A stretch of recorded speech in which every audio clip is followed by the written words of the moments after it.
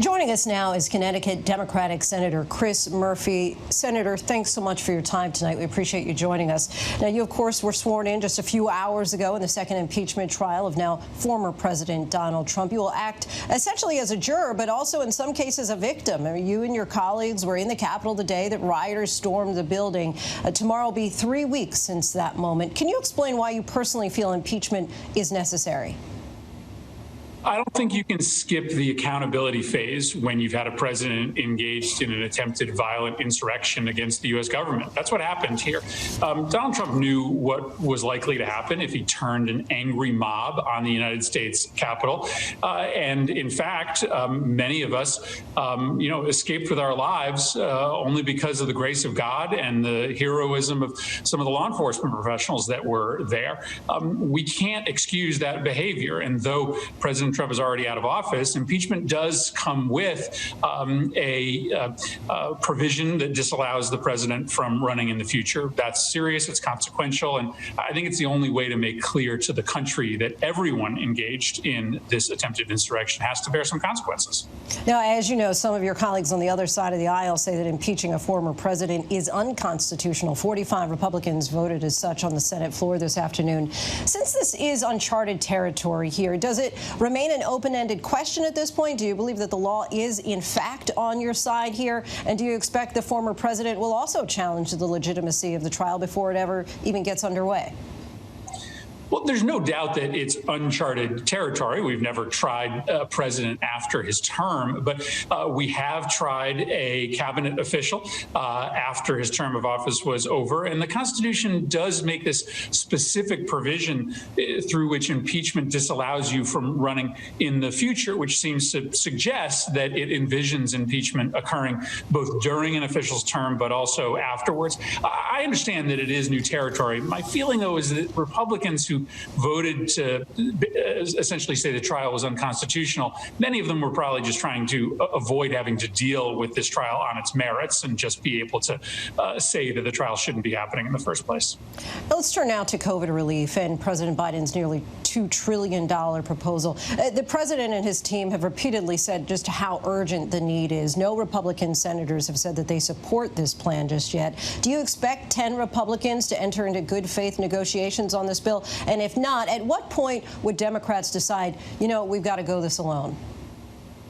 Well, any Republican who's spending time back in their state has to understand what a nightmare we are living in right now. There are folks going hungry. Schools don't have enough resources to keep the doors open safely. We have a vaccine distribution system that just simply isn't working to get shots in the arm fast enough. Unemployment compensation is running out in just about 8 weeks. We've got to act fast. I don't know whether we'll get 10 votes in the end, but we don't have the luxury of time. Let's work over the next 7 to 14 days to try to convince Republicans that the country gave Joe Biden a mandate to fix the broken COVID response to get our economy restarted again. But if 2 weeks from now, 3 weeks from now, we don't have any Republican support and they're just focused on obstructing anything the president wants to do, then I think we have to go ahead and get this done.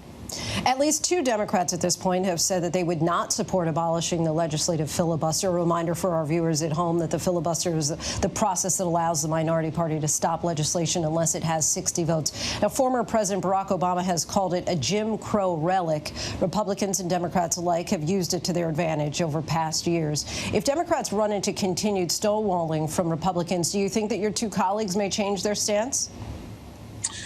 Well, I don't know the answer to that. I mean, listen, I've always thought the filibuster is a really curious relic.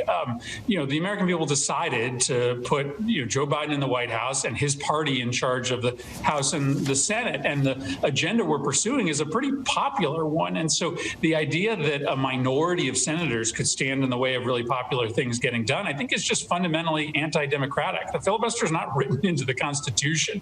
And so I think it probably is worthwhile for us to talk about at least reforming the filibuster. Republicans did that when they were in charge. They eliminated the filibuster for Supreme Court justices. Maybe we can have a conversation not of eliminating the filibuster, but on maybe broadening the number of or the kinds of pieces of legislation that pass by 50 votes instead of 60 votes. Maybe that's a conversation we can have down the line. And lastly, I'd like to ask you about an issue that really hasn't been at the forefront of public debate recently, but one that you're very passionate about: gun control. You, of course, represent Connecticut. It's now been 8 years since 20 children and 6 adults were shot and killed at Sandy Hook Elementary School. There's been no real meaningful gun reform legislation since then. As you look ahead to the next 2 years of Democrat control in the Senate, what do you view as achievable if you need 10 Republicans to support the legislation? Well, I believe that we can get 60 votes for a universal background checks proposal. It's supported by 95% of Americans. There's nothing in American politics today that gets 95% of support, but background checks does. I don't want to wait around for the next mass shooting in order to have this conversation. That's unfortunately how this issue tends to work, that Republicans, all of a sudden get interested in talking about background checks after 20 people are killed. Let's not wait this time.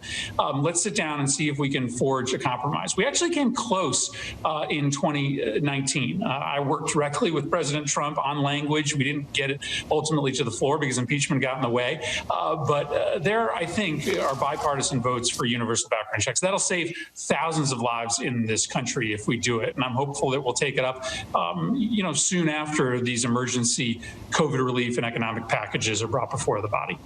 All right, Senator Murphy, thank you so much for your time. We appreciate you coming on the show. Appreciate it.